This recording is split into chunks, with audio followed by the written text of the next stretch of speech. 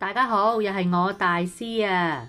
冬天就嚟到啦，今日咧我就會教你整做法好簡單嘅臘味糯米飯。睇片之前記得要訂閱，仲要撳埋旁邊個鐘仔，咁樣你先唔會錯過我最新嘅資訊㗎。首先咧，你要喺前一晚浸定啲糯米，我呢一度咧有半斤，即係300克左右。洗好咗咧，先至好拎去浸。同埋咧，要俾多啲水落去。如果天氣熱嘅話咧，咁就要成兜放入雪櫃㗎啦。喺煮糯米之前咧，我哋要先準備好其他嘅配料。呢度有啲裝飾用嘅蛋絲、現成賣嘅炸花生、爆香咗嘅臘味、冬菇、蝦米同切碎咗嘅芫茜葱。我今次用咗12克嘅蝦米、4隻細冬菇、半條肥少少嘅臘肉，同埋1條臘腸。蝦米同冬菇浸軟咗之後咧，切細粒。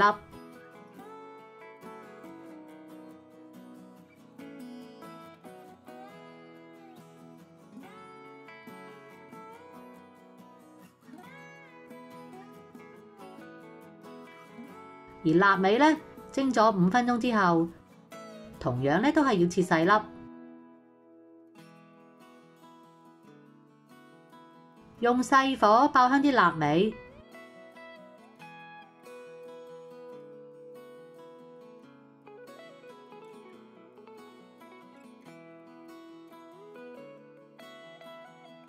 跟住落埋蝦米。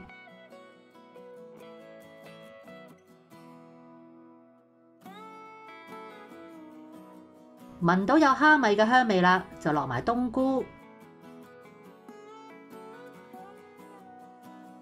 要爆得透少少，因為之後咧我哋唔會再煮噶啦。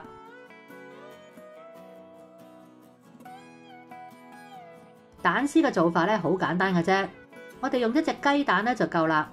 喺個易結鑊嗰度咧搽少少油，唔使燒到隻鑊好熱，差唔多即刻咧就可以落蛋漿噶啦。離一離火，好快咁樣咧攞埋成隻鑊，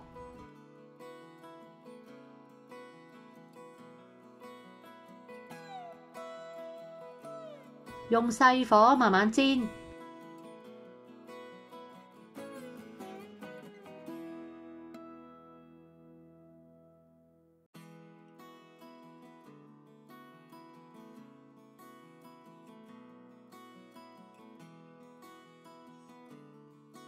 拎出嚟攤凍，跟住咧就可以切絲。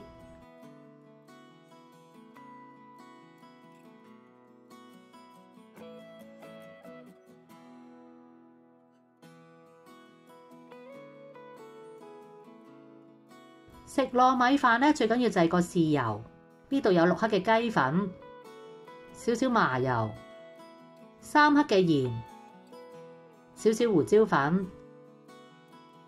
14克嘅砂糖，5克嘅豬油，10克嘅老抽，同半湯匙炸過嘅乾葱蓉。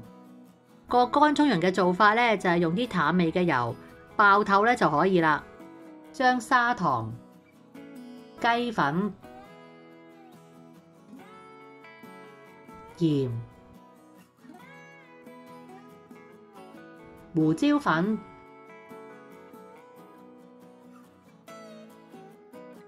同埋豬油，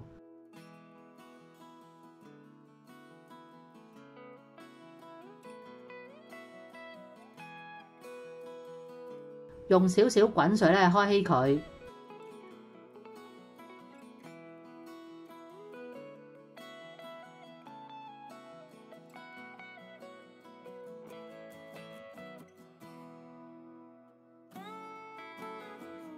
落埋老抽。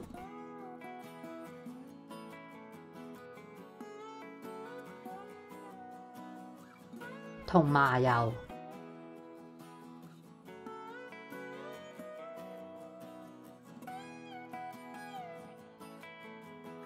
跟住咧蒸佢5分鐘就完成啦。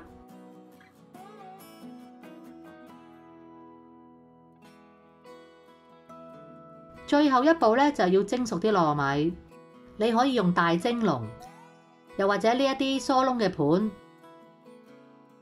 鋪塊腸粉布，即係白楊布，或者煲湯嗰啲魚袋。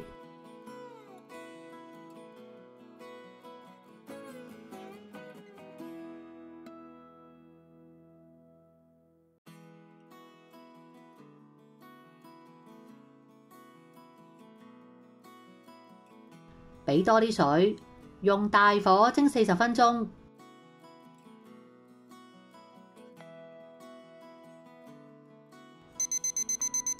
蒸完之後咧，趁熱撈熄。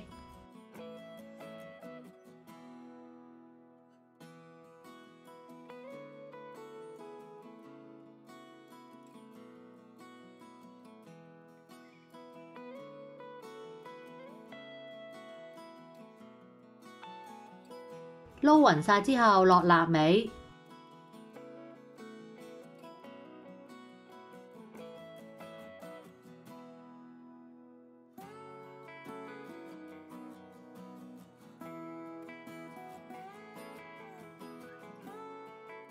跟住落乾葱蓉，落咗呢一個咧會香好多。我建議你咧一定要落。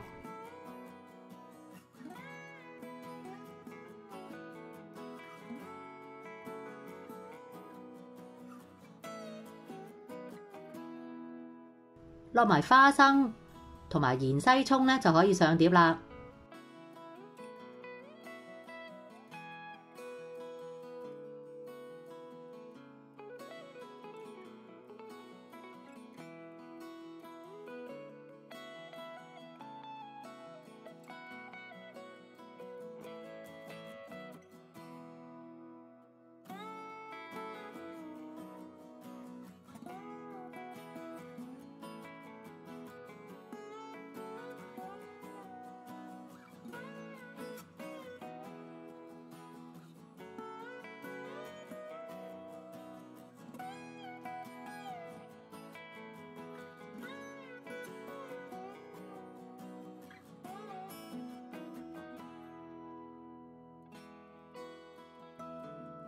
喺面頭咧擺少少蛋絲做裝飾，食之前咧可以翻熱，一道暖粒粒，好啱冬天食嘅臘味糯米飯咧就完成啦。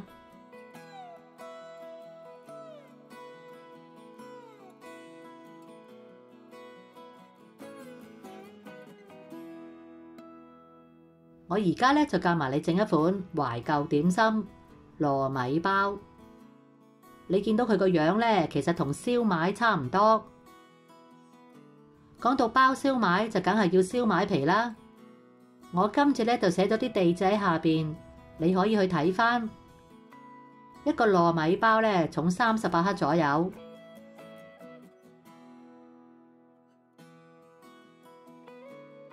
都係一邊轉一邊收窄。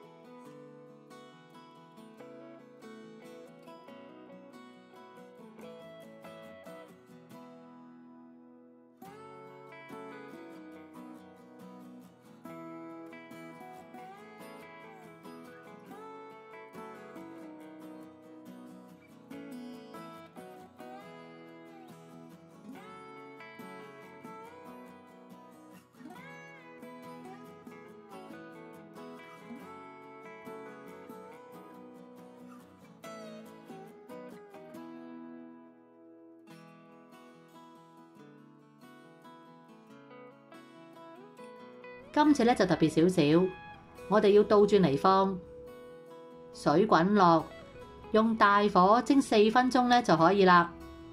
就算未食都好，都要蒸過咧先至可以放雪櫃，因為啲皮咧好易乾，會裂開，同埋用唔晒嗰啲皮咧就要放返落冰箱保存啦。如果鍾意我嘅影片，就記得俾個 like 同埋訂閱我嘅頻道啦。你亦都可以撳埋旁邊嘅鐘仔，就會收到我嘅最新影片通知。如果有問題想問嘅話，歡迎喺下面留個 comment，我會盡快覆你哋㗎啦。下次再見啦，拜拜。